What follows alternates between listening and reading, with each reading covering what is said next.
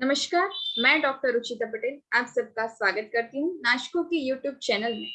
National alliance of sickle cell organization के द्वारा प्रस्तुत किया जा रहा है सिकल सेल संवाद, जो कि आज हमारे एक्सपर्ट है डॉक्टर ज्योतिष पटेल सर, जो कि गुजरात से है। वेलकम सर, आपका बहुत बहुत स्वागत है इस डिजिटल मंच पे। Sir is MD paediatrician, MBBS and MD done from MS University, Baroda, Gujarat, and he is the sickle cell expert, currently working in Sishudeep Children Hospital, Bardoli, Surat. Sir has the 35 year of experience in sickle cell anemia patient management. Sir is the chairman of National Institute of Sickle Cell Anemia, Bardoli, Gujarat. Sir आपका बहुत बहुत स्वागत है। हम धन्यवाद। आपसे जानना चाहेंगे sickle cell life management and positive approach. नमस्कार। सिकल सेल की समस्या के लिए काफ़ी कुछ आप जानते हो, लेकिन आज जो हम बात करेंगे वो होगी मैनेजमेंट के संदर्भ में। सभी को पता है कि सिकल सेल ट्रेट यानी कि कैरियर, इसको किसी भी सारवार की आवश्यकता नहीं है, लेकिन अगर सिकल सेल डिजीज है तो उसको ट्रीटमेंट की ज़रूरत है। ट्रीटमेंट एक तो डे टू डे मैनेजमेंट होता है कि जिसमें पेशेंट को कुछ दवाइयाँ, कुछ केयर हर रोज रखनी पड़ती है। फॉर एग्जांपल, कौन सी दवाई लोगे? Number 1 is folic acid supplementation, जो एक विटामिन है जो इरेथ्रोपोएसिस यानी कि रेड सेल के प्रोडक्शन में एक आवश्यक विटामिन है, तो उसको हमको लेना है हर रोज 5 मिलीग्राम। अगर प्रेगनेंसी है तो 5 मिलीग्राम मॉर्निंग में और 5 मिलीग्राम इवनिंग में 2 टेबलेट्स लेना है। बात रही फॉलिक एसिड के अलावा क्या लेना चाहिए, एक तो पेशेंट को लेना चाहिए हाइड्रोक्सीयूरिया। अगर छोटा बच्चा है तो उसको उसके वेट के हिसाब से 10 मिलीग्राम पर केजी बॉडी वेट उसको लेना चाहिए डेली बेसिस पे। एडल्ट है तो 500 मिलीग्राम डेली लेना चाहिए, जिसको हम अपस्केल कर सकते हैं। कभी कभी पेशेंट को 2 कैप्सूल्स, 3 कैप्सूल्स, 4 कैप्सूल तक भी जा सकते हैं। Meaning thereby 500 milligram of hydroxyurea to 2000 milligram, यानी 1 कैप्सूल से 4 कैप्सूल तक पेशेंट की आवश्यकता के मुताबिक उनको दे सकते हैं। तो folic acid, number 2 hydroxyurea. Number 3 जो हमारे लिए एक अहम बात है, ये है कि भारत देश को जो मलेरिया के लिए एक सबसे बड़ा विश्व में केंद्र है। मलेरिया एक बुखार के लिए, बुखार की महत्व की वजह है। तो सिकल सेल डिजीज का पेशेंट अगर उसको मलेरिया होता है तो हीमोग्लोबिन शार्प ड्रॉप होता है, और इसके लिए हफ्ते में एक बार मलेरिया के लिए हमको एक टेबलेट लेना जरूरी है। चाहे वो क्लोरोक्विन के संदर्भ में लीजिए, मेफ्लोक्विन लीजिए, हेलोफेंट्रिन लीजिए, कुछ भी लीजिए, लेकिन मलेरिया से हमको प्रोटेक्शन दवाई के साथ होना बहुत जरूरी है। हाँ, इसके साथ आप मॉस्किटो नेट जरूर उपयोग कीजिए, लेकिन मलेरिया से आप बचिए ताकि आपको सिकल सेल क्राइसिस की संभावना कम हो। इसके बाद आपको एक खुराक पेन किलर का, चाहे वो पैरास्टामोल हो, चाहे वो डाइक्लोफेनाक हो, या तो आप जो है वो कीटोरोलक है, ये कोई भी एनाल्जेसिक पेन किलर आपके पास एक खुराक, एक कोर्स आपके पास रखिए। कभी कभी रात में अगर पेन चालू हुआ तो उसके लिए आपको उसका इस्तेमाल करना चाहिए। बात रही इसके अलावा डे टू डे रूटीन में हमको क्या सावधानी बरतनी चाहिए। एक महत्वपूर्ण बात है कि ये जन्मजात रोग है, जैसे कि डायबिटीज है, हाइपरटेंशन है, हार्ट अटैक है, काफी कुछ ऐसी बीमारियां अभी हमारे पास आ चुकी है कि जिसका मूल जन्मजात है। कभी कभी पेशेंट आते हैं, पूछते हैं कि सर ये सिकल सेल एक ही ऐसा रोग है जो हमारे में आ गया, वो जन्मजात है। ऐसा नहीं है भैया। सिकल सेल के अलावा काफी कुछ रोग ऐसे हैं कि जो जीनेटिक है, जन्मजात है। तो हम ऐसी अपेक्षा न रखें कि सिकल सेल का मरीज, उसको ये सिकल सेल का निर्मूलन शरीर में से हो जाना चाहिए। हमको ये सोचना पड़ेगा कि जैसे डायबिटीज का मरीज डायबिटीज के साथ जीना सीख लेता है। ऐसे सिकल सेल का डिजीज, सिकल सेल डिजीज के साथ जीना सीख ले, वो एक अच्छा एटीट्यूड व्यक्ति का बन जाएगा। अगर आपने पॉजिटिवली एक्सेप्ट कर लिया तो आपको क्या करना चाहिए? सबसे महत्व की बात है लाइफस्टाइल मॉडिफिकेशन, यानी कि आप रोजिंदी जो भी कुछ क्रिया करते हैं, अगर आप स्टूडेंट है, अगर आप बिजनेस पर्सन है, अगर आप एम्प्लॉयड है, जो भी है वो सुबह नियमित उठिए, शाम को जो है वो नियमित तरीके से सो जाइए, दोपहर का सुबह का काम जो भी है उसका पूरा जो है अच्छी तरह से प्लानिंग कीजिए। शरीर को ज्यादा स्ट्रेस में मत रखो, थोड़ा पानी ज्यादा पियो, साथ में बिन जरूरी स्ट्रेस मत लो। एग्जाम में जाता है स्टूडेंट, स्ट्रेस ले लेता है, उसको नींद नहीं आती है, डिस्टर्ब होता है और उसकी वजह से सिकल सेल क्राइसिस प्रिसिपिटेट होता है, वो मत हो। दूसरी बात, कोई जो है वो हाँ चलो भाई बड़े हो गए हैं, शादीशुदा हो गए हैं, उसको कुछ इकोनॉमिकल स्ट्रेस आ गया कि भाई ये मैं क्या करूंगा, बच्चे आ गए तो उसका मैं क्या करूंगा। देखो, स्ट्रेस लेने से कुछ नहीं होगा, हमको हमारी तरह से कुछ अच्छी तरह से लाइफ मॉडिफिकेशन मैनेजमेंट करना है। तो हम स्ट्रेस कैसे कम हो, इसके लिए थोड़ा मेडिटेशन भी कीजिए, थोड़ी अच्छी किताबें भी आप जो है वो पढ़ सकते हैं, अच्छे कोटेशंस जो है वो आपके रूम में रखिए, मोबाइल है तो कुछ अच्छी बातें सुनिए, जिसकी वजह से आपका एक माइंडसेट जो है वो पॉजिटिव बना रहेगा। और मैं आपको बताना चाहूँगा, मेरे पास एक ऐसा मरीज 75 ईयर्स का था, उसका नाम था Vijay bhai Patel. He lived up to 75 years. वो तो क्या हुआ कि कोविड हुआ तो उसकी वजह से वो एक्सपायर हो गए, नहीं तो वो 90 साल तक जी सकते थे। उसका एक ही कारण जो उसका था वो पॉजिटिव माइंडसेट, अच्छी तरह से वो जीते थे, फैमिली के साथ कोई प्रॉब्लम नहीं था। तो डे टू डे मैनेजमेंट में फॉलिक एसिड सप्लीमेंटेशन, हाइड्रोक्सीडिया टैबलेट, एक खुराक पेन का, हर हफ्ते जो है एक बार जो है वो मलेरिया के लिए क्लोरोक्विन लीजिए, और साथ में लाइफस्टाइल मॉडिफिकेशन। मेरे हिसाब से आप अगर इतना नियमित स्वरूप से करोगे और डॉक्टर के पास हर 3 महीने जाके अच्छी तरह से जांच करवाइए। और मेरा आपको सुझाव है, डॉक्टर के पास जाते हैं तो थोड़ा सा टाइम लेके डिस्कस भी कर लीजिए कि भाई हाँ हमारा हीमोग्लोबिन कितना है, हमारा टोटल काउंट कितना है, प्लेटलेट्स कितना है। हीमोग्लोबिन के संदर्भ में जानकारी लेने है तो इतना जानिए कि हमारा स्टेबल स्टेट हीमोग्लोबिन क्या है, वो बहुत महत्व की बात है। किसी का हीमोग्लोबिन 6 है, किसी का 7 है, किसी का 8 है, किसी का 10 है। हमको हमारा हीमोग्लोबिन स्टेबल स्टेट हीमोग्लोबिन के नजदीक रखना है। 8 है तो 8 रखिए, 9 है तो 9 रखिए, 6 है तो 6 रखिए। ऐसा नहीं है कि 10 हीमोग्लोबिन वाला सिकल सेल डिजीज का मरीज अच्छा है और 6 वाला खराब है, नहीं। हर एक का खुद का एक हीमोग्लोबिन लेवल होता है जिसको बोला जाता है स्टेडी स्टेट हीमोग्लोबिन। तो उसके नजदीक हमको हमारा हीमोग्लोबिन रखना चाहिए। इसी के लिए हर एक सिकल सेल डिजीज के पेशेंट को डॉक्टर के पास हर 3 महीने जाना चाहिए, रूटीन इन्वेस्टिगेशन करवाना चाहिए। और जैसे हमारी उम्र बढ़ती है, हाँ सिकल सेल डिजीज का प्रॉब्लम 10 साल पे भी था, आपकी उम्र बढ़ी, आप 20 साल के हुए, उम्र और बढ़ेगी, 30 साल के होंगे। तो भाई देखो, सिकल सेल डिजीज आपके शरीर में पहले 10 साल था, अभी 20 साल हुआ, अभी 30 साल हुआ, तो उसकी वजह से आपके लिवर को, आपके किडनी को, आपके हार्ट को कुछ तकलीफें हुई है या नहीं हुई, उसका सही मॉनिटरिंग भी होना बहुत जरूरी है। तो इसी के लिए डॉक्टर के पास आप जो है नियमित स्वरूप से जाइए और अच्छी तरह से जांच करवाइए। जी सर, आपने बताया कि कैसे पॉजिटिव माइंडसेट से सिकल सेल पेशेंट का व्यक्ति अपनी अच्छी नॉर्मल लाइफ जिंदगी जी सकता है। सर, पेनफुल क्राइसिस मैनेजमेंट में क्या क्या ले सकते हैं?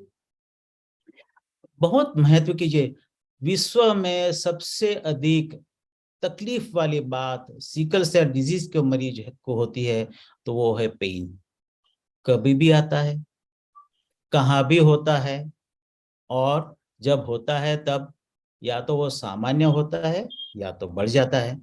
कभी कभी पैर में होता है, कभी हाथ में होता है, कभी बैक में होता है, कभी छाती में होता है, कभी पेट में होता है। देखो ये सभी चीजें जो वो पेनफुल क्राइसिस है। आपको एक बात बताऊंगा कि देखो पेन इज अ सिम्टम, एक शरीर की प्रतिक्रिया के भाग स्वरूप आपको पेन की अनुभूति होती है, लेकिन पेन क्यों हुआ वो जानना जरूरी है। जो आपके पास पेन किलर है उसको आप लोगे तो वो 4-6 घंटा पेन कम करेगा, लेकिन पेन क्यों हुआ? कुछ इन्फेक्शन तो नहीं, कुछ स्ट्रेस तो नहीं, आप कहाँ बाहर गए और बारिश में भीग तो नहीं गए, आप जो है वो ज्यादा दौड़ गए, कभी हिल स्टेशन पे चले गए। What is the reason? हमारे भारत देश में इन्फेक्शन, बैक्टीरियल, वायरल, मलेरियल, ये तीन है कि नहीं वो जानना बहुत अहम बात है।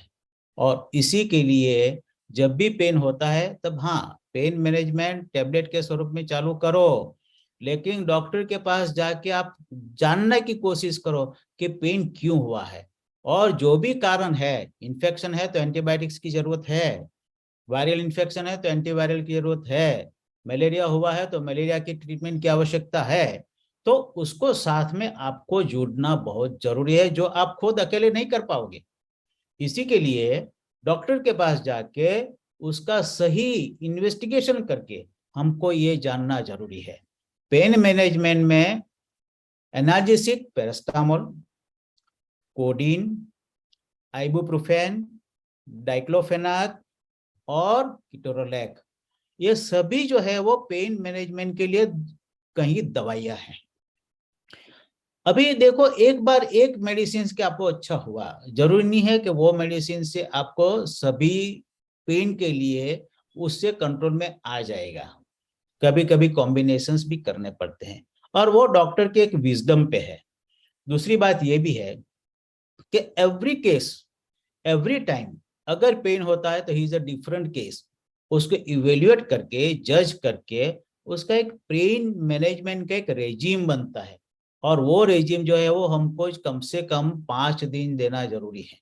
याद रखिए कि कभी भी ऐसा मत करो कि आपको पेन हुआ, आपने एक खुराक सुबह में लिया, दूसरा शाम को लिया, दोपहर को नहीं लिया क्योंकि अच्छा लगता था। नहीं, जो भी मेडिसिन है तो उसका जो फिक्स रेजिमेंट है, हाँ भाई सुबह, दोपहर को, शाम को, रात को, तो वो 6 घंटे 8 घंटे पे आपको लेना है रेगुलरली 4 से 5 दिन तक। अगर आप उसमें इरेगुलर रहोगे तो आपको रिबाउंड पेन होने की संभावना है, यानी कि वो पेन इतना बाउंस बैक करता है जिसमें ज्यादा आपको मेडिसिन की जरूरत लगेगी। कभी कभी टेबलेट से अच्छा नहीं होता है तो इंट्रावीनस इंजेक्शंस लेने पड़ते हैं। अभी एक ट्रेडिशन हो गया है जिसके संदर्भ में आपको थोड़ा मैं सुझाव देना उचित समझूंगा। क्या? गांव में ये रोग है, गांव में पेशेंट जो है वो वहां के लोकल डॉक्टर के पास जाके वो 1-2 सलाइन लगा लेता है। देखो मेरी आपको स्पष्ट समझ है, सिकल सेल डिजीज का पेन आपको आईवी बॉटल से नहीं जाएगा। आईवी बॉटल लेने से क्या फायदा होता है? वो एक प्लेसेबो है कि हाँ भाई बोतल चढ़ा दिया। उचित ये नहीं है। आपका पेन जाएगा पेन मेडिसिन से, एनाल्जेसिक टैबलेट या तो इंजेक्शन से। इसी के लिए आपको मैं एक विनंती करता हूं, कभी भी आपका इनिशियल 24 to 48 आवर्स आप लोकल ट्रीटमेंट अगर ठीक से कर पाते हैं डॉक्टर तो सही, आप ले लीजिए, उसका कोई तकलीफ नहीं है। लेकिन अगर डॉक्टर जो है वो डॉक्टर सही मॉनिटरिंग नहीं कर सकते हैं तो 1-2 बॉटल में आप घर पे टाइम मत निकालिए। उससे पेशेंट कभी कभी सीरियस होता है और इतनी तकलीफें बढ़ती है कि जिसको मैनेजमेंट करने में काफी जो है वो डॉक्टर को भी मेहनत करनी पड़ती है, आपको खर्चा भी ज्यादा होता है। जी सर, आपने बताया कि अब अभी घर पे ट्रीटमेंट ना लेने से डॉक्टर के पास जाइए, और डॉक्टर जो भी दवाइयाँ प्रिस्क्राइब करे वो रेगुलर टाइमली आप लेते रहिए, जो कि आपका पेनफुल क्राइसिस कम रहेगा। Sir, role of hydroxy urea. Hydroxyurea देखो एक ऐसी दवाई है कि जो इनिशियल फेज में हम जानते थे कि ये हाइड्रोक्सीरिया कैंसर के लिए इस्तेमाल करी गई दवाई थी, लेकिन बाद में अभी सालों के जो है परीक्षण के बाद that is the medicine which is useful for a patient of sickle cell disease. अच्छा, जो सिकल सेल डिजीज का मरीज जो है उसमें वो हाइड्रोक्सीरिया क्या करता है, आप समझिए। आपके शरीर में जो सिकल सेल डिजीज के वाले रक्त कण है, वो रक्त कण में हाइड्रोक्सीरिया लेने की वजह से वो रेड सेल की आउटर सरफेस मेम्ब्रेन, उसकी स्निग्धता जिसको हम विस्कोसिटी बोलते हैं, तो वो जो है वो कम होती है और उसकी वजह से वो जो है वो आरबीसी जो है वो अटक नहीं जाते हैं, स्मूथली वो ट्रैवल कर सकते हैं। तो हाइड्रोक्सीरिया के एक इफेक्ट ये है कि भाई वो जो है वो रियोलॉजिकल प्रॉपर्टी जैसे जिसको बोलते हैं, जो रेड सेल हमारी नस में से ट्रैवल करता है वो अच्छी तरह से ट्रैवल कर पाता है क्योंकि उसका स्टिकीनेस कम हो जाता है। ये एक बात हुई। दूसरी बात यह है कि आप कभी कभी डॉक्टर के पास जाते हैं, एचपीएलसी रिपोर्ट निकालते हैं और बाद में फीटल हीमोग्लोबिन का लेवल बताते हैं, हीमोग्लोबिन एस का लेवल बताते हैं। कभी कभी पेशेंट्स आते हैं मेरे पास, बता दें कि सर मुझको जो है सिकल सेल का परसेंटेज जो जान के बताओ। मैंने बोला क्यों, आपको जरूरत है? तो हमने ये दवाई ली, वो दवाई ली, तो सिकल सेल मेरे शरीर में कम हो गया कि नहीं वो जानना चाहते हैं। देखो, जो सिकल सेल डिजीज का मरीज है वो आजीवन सिकल सेल डिजीज का ही मरीज है। कोई दवाई से ऐसा नहीं होता है कि सिकल सेल डिजीज मरीज जो है वो सिकल सेल ट्रीट में परिवर्तित हो जाएगा, वो पॉसिबल नहीं है। जो सिकल सेल डिजीज का मरीज है उसको जन्म से ये रोग है, तो कभी कभी हीमोग्लोबिन एस का लेवल एचपीएलसी का रिपोर्ट होता है उसमें किसी का 80% बताया, किसी का 70% बताया। तो ऐसा नहीं है भाई कि हीमोग्लोबिन एस जिसका 80% बता रहा है तो वो जो है वो खराब दर्दी है और 70% वाला जो दर्दी है वो जो है वो मरीज वो अच्छा नहीं, ऐसा नहीं है। वो तो एक परसेंटेज है, प्रोपोर्शन है। तो सिकल सेल डिजीज के मरीज में हाइड्रोक्सीरिया की वजह से फीटल हीमोग्लोबिन का बढ़ावा होता है और फीटल हीमोग्लोबिन बढ़ने से सिकल सेल क्राइसिस कम होती है। ऐसा एक संशोधन है, शोध पत्र है। एक बात मैं आपको जरूर बताऊंगा कि हर एक सिकल सेल डिजीज के पेशेंट को उचित मात्रा में हाइड्रोक्सीरिया लाइफ टाइम लेना जरूरी है। दूसरी बात भी, आज आप हाइड्रोक्सीरिया लोगे तो उसका अच्छा असर चालू होगा 6 महीने के बाद, अगर कंटिन्यूस लिया तो, प्रॉपर डोज में लिया तो। कभी कभी ऐसा होता है कि मरीज जो है वो इच्छा होती है तब लेता है, इच्छा न होती है तो नहीं लेता है। इरेगुलर हाइड्रोक्सीरिया से कोई फायदा नहीं होने वाला है। ऐसा भी मत सोचिए कि हाइड्रोक्सीरिया लेने से हमारी किडनी खराब हो जाएगी, हमारी जो है वो लीवर खराब हो जाएगा, नहीं। हाइड्रोक्सीरिया इज अ सेफ ड्रग। हाँ, मॉनिटरिंग करना जरूरी है। आपको 3 महीने 6 महीने एक बार जो है वो सीबीसी कराना जरूरी है, क्रिएटिनिन कराना जरूरी है, लिवर फंक्शन टेस्ट करवाना जरूरी है, वो करवाइए। लेकिन हाइड्रोक्सीरिया लीजिए। अभी तो 200 मिलीग्राम का अच्छा टैबलेट भी आ गया है जिसको आप हाफ भी करते हैं। तो पीडियाट्रिक पॉपुलेशन में बच्चों में तकलीफ थी कि हम कैसे ये टैबलेट कैप्सूल लें, क्योंकि कैप्सूल निकालो, उसको खोलो, पाउडर को आधा करो, वो सब समस्याएं थी। लेकिन अभी 200 मिलीग्राम की स्कोर टैबलेट आ गई है, तो आप उसको आधा भी कर सकते हैं और पानी में डाल के उसका सिरप बना के आप पी सकते हैं। तो मेरा आपको एक ही सूचन है, हाइड्रोक्सीरिया लीजिए। आप 1 साल से कम उम्र के मरीज है तो भी चालू करिए, डॉक्टर के पास जाइए और उचित डोज प्रिस्क्राइब करवाइए और प्रिस्क्राइब करवाने के बाद उसको हमेशा नियमित स्वरूप से लीजिए और साथ में उसका proper monitoring every 3 to 6 months करना जरूरी है। जैसे वेट बढ़ता है तो हाइड्रोक्सीरिया टैबलेट का डोज भी बढ़ाना पड़ता है, कैप्सूल का भी डोज बढ़ाना पड़ता है। तो इसी के लिए हमारा कितना डोज प्रॉपर होना चाहिए उसका भी सही मॉनिटरिंग डॉक्टर के पास जो है करवा के आप उचित सलाह सूचन डॉक्टर के पास लीजिए। Thank you sir. Sir, critical issue in sickle cell crisis and management. देखो, क्रिटिकल इश्यूज के संदर्भ में काफी कुछ अहम बातें हैं जो मैं आपको बताना चाहूंगा। आपको एक वर्ड जो पता है वो है सिकल सेल क्राइसिस। और सभी को इतना पता है कि सिकल सेल क्राइसिस यानी क्या, पेन। ये एक मरीज के स्वरूप में आपको पता है, लेकिन मैं उसके कुछ आगे जाके कुछ और बातें आपको बताता हूँ। सिकल सेल क्राइसिस यानी sudden change in the course of sickle cell disease, that is known as sickle cell crisis. ये इसका डेफिनेशन है। यानी कि आप अच्छे थे, अचानक से कुछ क्या हुआ कि जिसकी वजह से आप जो है वो बीमार हो गए और तकलीफें हो गई। तो सिकल सेल क्राइसिस कौन से प्रकार के हैं? एक painful crisis, pain is the symptom. दूसरा जो है वो सिक्वेस्ट्रेशन क्राइसिस। सिक्वेस्ट्रेशन क्राइसिस यानी कि आपके शरीर में 3 ऐसे अवयव है। एक स्प्लीन यानी कि बरोड़, कभी कभी तिल्ली बोलते हैं। दूसरा लीवर, और तीसरा जो है वो लंग्स यानी कि फेफड़ा। ये 3 में से ज्यादातर पेशेंट को एक्यूट सिक्वेस्ट्रेशन क्राइसिस स्प्लीन की वजह से, तिल्ली की वजह से होता है, जिसमें सडन पुलिंग ऑफ ब्लड जो है वो अचानक खींचता है कि इसमें ये ऑर्गन में, यानी कि या तो स्प्लीन में, या तो लिवर में, या तो लंग्स में। इसको बोलते हैं एक्यूट सिक्वेस्ट्रेशन क्राइसिस, कि जिसमें हीमोग्लोबिन जो है वो शार्प फॉल होता है। किसी का हीमोग्लोबिन 8 था और अचानक से 4 घंटे में, 6 घंटे में उसका हीमोग्लोबिन हो गया 4, और उसकी वजह क्या है? Acute sequestration crisis.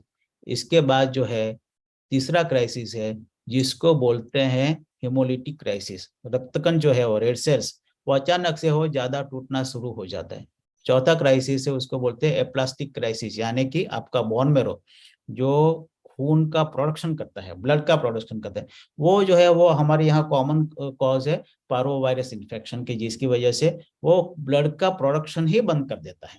तो ये ऐसे 4 क्राइसिस है, और ये 4 क्राइसिस को हमको अच्छी तरह से पहचानना और उसका एक्टिव, एनर्जेटिक, इफेक्टिव मैनेजमेंट करना बहुत ही जरूरी है। पेनफुल क्राइसिस का मैंने काफी कुछ बातें आपको पेन मैनेजमेंट में बताई, तो उसके संदर्भ में अभी हम नहीं जाएंगे। लेकिन सिक्वेस्ट्रेशन क्राइसिस में पेशेंट को ज्यादातर ब्लड इमरजेंसी में लगना जरूरी हो जाता है, और जब उसकी वजह स्प्लेनिक सिक्वेस्ट्रेशन क्राइसिस है, यानी कि वो स्प्लीन जो है वो खींच लेती है, तो ऐसे मरीज में स्प्लीन का ऑपरेशन करना भी जरूरी है। आगे बात बढ़ाते हैं लंग्स की। जब फेफड़ा जो है उसमें खून का पोलिंग होता है और इसमें इफेक्ट की वजह से हमारा ऑक्सीजन सैचुरेशन कम होता है, जिसके लिए एक टर्म है, medical term, acute chest syndrome.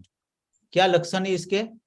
Patient जो है वो सही था, अचानक से सांस लेने में तकलीफ हो गई, थोड़ी खांसी आने चालू हो गया, उसका ब्रीदिंग पैटर्न जो है वो थोड़ा लेबर्ड हो गया, ऊंडी ऊंडी सांस लेता है।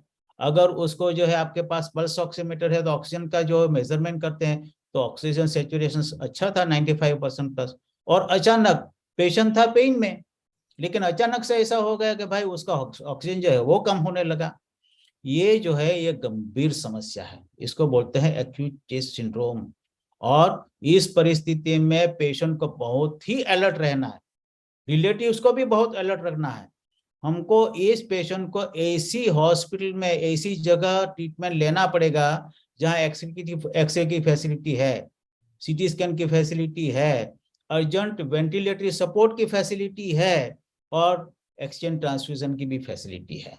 तो एक्यूट चेस्ट सिंड्रोम एक ऐसी इमरजेंसी है कि जिसमें आपको बहुत अलर्ट रह के ट्रीटमेंट करना पड़ेगा। आपको मैं निराश करना नहीं चाहूंगा। देखो, एक्यूट चेस्ट सिंड्रोम का पेशेंट भी सर्वाइव होता है, नहीं सर्वाइव होता है ऐसा नहीं है, लेकिन उसका मैनेजमेंट बहुत इफेक्टिव होना चाहिए। मैं आपको ये बताना चाहूंगा कि एक्यूट चेस्ट सिंड्रोम की एक वजह जो हमारे सामने आई है 35 साल में, ये है कि जो पेरिफेरी में बिन जरूरी बॉटल्स लगाते हैं ना, एक लग गया, दूसरा लग गया, तीसरा लग गया सलाइन का, उसकी वजह से भी एक्यूट चेस्ट सिंड्रोम प्रिसिपिटेट होता है। इसके लिए मैं आपको एक सावधानी बरतना आपको सूचन करूंगा कि कभी आप ऐसा मत सोचिए कि भाई बॉटल लगा दिया और आपकी अच्छी ट्रीटमेंट हो रही है। नहीं, जरूरत के मुताबिक उसको लगाना जरूरी है। तो अभी तो ये ट्रेंड आ गया है कि किसी भी पेशेंट को अगर नस से कुछ बोतल लगानी है तो उसका सही ब्लड प्रेशर मापो, उसका यूरिन आउटपुट कितना है वो देखिए, उसका इकोकार्डियोग्राफी करके जो है वो राइट साइडेड हार्ट का प्रेशर कितना है वो देखो, एक्सरे करो और देखो भाई के लंग्स में यानी कि फेफड़े पर कोई सूजन तो नहीं है। तो ये सब चीजें वो एक्यूट चेस्ट सिंड्रोम में आती है। हिमोलिटिक क्राइसिस इतना इंडिया में नहीं दिखता है कि जिसमें अचानक से जो है वो रेड सेल जो है वो आपके टूटने लगते हैं, वो इतना कॉमन नहीं है जितना बुक्स में लिखा गया है। बात रही एप्लास्टिक क्राइसिस कि जिसमें पारोवायरस इन्फेक्शन की वजह से, वो पारोवायरस यानी कि एक वायरस है जो सीधा बोन मैरो पे अटैक करता है और उसकी वजह से ब्लड का प्रोडक्शन ही बंद हो जाता है। ऐसे मरीज में हीमोग्लोबिन कम रहता है, उसके श्वेत कण कम होते हैं, उसके प्लेटलेट्स भी कम हो जाते हैं और उसकी वजह से उसको हीमोग्लोबिन कम होने से उसको बार बार ब्लड ट्रांसफ्यूजन देना पड़ता है। और ऐसे मरीज में अगर आप 2 से 3 महीने आप ध्यान रखोगे तो वो जो अटैक था पार्वोवायरस का, एप्लास्टिक क्राइसिस का, वो 3 महीने में चला जाता है और पेशेंट वापस नॉर्मल हो जाता है। एक बात मैं दूसरी भी बताना चाहूंगा कि सिकल सेल डिजीज का पेशेंट अगर ये कोई भी क्राइसिस में से अगर अच्छा हो गया तो जिंदगी भर अच्छा हो जाता है, याद रखना। वो पेशेंट जो है वो पेशेंट को एक उम्मीद रखनी चाहिए कि हाँ भाई मैं एक्यूट क्राइसिस में से बाहर आया तो मेरा फेफड़ा खराब था, एक्यूट चेस्ट सिंड्रोम था, उसमें से बाहर आ गया तो आपके लंग्स अच्छे हैं, डोंट वरी अबाउट दैट, बराबर है। अगर आप जो है वो एक्यूट सिक्वेस्ट्रेशन क्राइसिस में थे, उसका तिल्ली का प्रॉब्लम था, उसमें से बाहर आ गया तो आप अच्छे हैं, बराबर। बाद में कुछ ऐसी तकलीफें जो है वो उसके लिए सावधानी हमको जरूर रखनी पड़ती है, लेकिन आप उम्मीद कम मत रखिए, आप सही इलाज करवाइए, इफेक्टिव इलाज करवाइए और उसकी वजह से ज्यादातर ये इश्यू में हम बच सकते हैं और अच्छा जीवन जो है वो जी भी सकते हैं। Thank you so much sir, आपने कैसे बताया कि पेनफुल क्राइसिस में मैनेजमेंट कैसे करते हैं। नेवर लूज होप, कभी हिम्मत नहीं हारनी चाहिए, जो भी हो नियमित तरफ से रेगुलर ट्रीटमेंट लेनी चाहिए। तो सर सर का एक नंबर 1 इंस्टीट्यूट है गुजरात बारडोली में, शिशुदीप चिल्ड्रन हॉस्पिटल, जहाँ पे सारी सुविधाएं उपलब्ध है, इंक्लूडिंग सकते हैं, हेल्प ले सकते हैं और कंसल्ट करवा सकते हैं। Thank you so much sir, आपका इतना कीमती समय हमें देने के लिए और अपना नॉलेज हमसे शेयर करने के लिए। Thank you so much sir. धन्यवाद सभी सिकल सेल डिजीज के मरीज को और खास करके उसके माता पिता को, भाई बहन को मेरी शुभकामना है। देखिए हम बिल्कुल निराश न हो। सिकल सेल डिजीज के साथ मेरी किताब जो है उसमें मैंने पंचलाइन लिखी है कि सिकल सेल डिजीज का मरीज नॉर्मल जीवन जी सकता है। रुचिता जो है और उसके साथ काफी कुछ ऐसे पेशेंट्स है जिसने एमबीबीएस किया है, एमडी किया है, टीचर्स बने हैं, कोई प्रोफेसर बना है, कोई कलेक्टर ऑफिस में है, कोई सेल्फ एम्प्लॉयड भी है। एक जरूर कहूंगा आपको मैं कि आप जो है वो निराश ना हो, हमको कुछ छोटा मोटा काम तो करना चाहिए, अपना सेल्फ डिपेंडेंस जो है वो बढ़ाना चाहिए। तो इसके लिए बोलता हूं कि आप, ये ऐसी बीमारी नहीं है, आपको पोलियो नहीं हुआ है कि आपके हाथ पैर नहीं चल रहे हैं, आप तो है, हाँ सिकल सेल डिजीज है। तो उसके साथ हमारे इलाके में किसी को हमने बोला कि हाँ भाई ब्यूटिशियन बनना है तो ब्यूटी पार्लर चला दो, किसी को जो है काम करना था मोबाइल रिपेयरिंग तो मोबाइल रिपेयरिंग करो, बराबर। कुछ ना कुछ अर्निंग कीजिए, चाहे वो 100 रुपये को क्यों ना हो। आपका जो है माइंडसेट जो है बिल्कुल पॉजिटिव हो जाएगा, सेल्फ डिपेंडेंस हो जाएगा, परिवार को भी अच्छा लगेगा। तो इसी के लिए मेरा आपको एक सुझाव है, नम्र सुझाव है कि सिकल सेल डिजीज का बोझ आप अपने सर पे से निकाल दीजिए, इसके साथ जीना सीख लो। और जैसे हम जिंदगी जीना अच्छी तरह से सीख लेंगे तो सिकल सेल डिजीज जो है उसका प्रभाव आपके शरीर में से ऑटोमेटिक कम हो जाएगा। इसी संदेश के साथ आपको सबको मेरा प्रणाम। Thank you very much. Thank you sir, thank you so much. Okay हरती।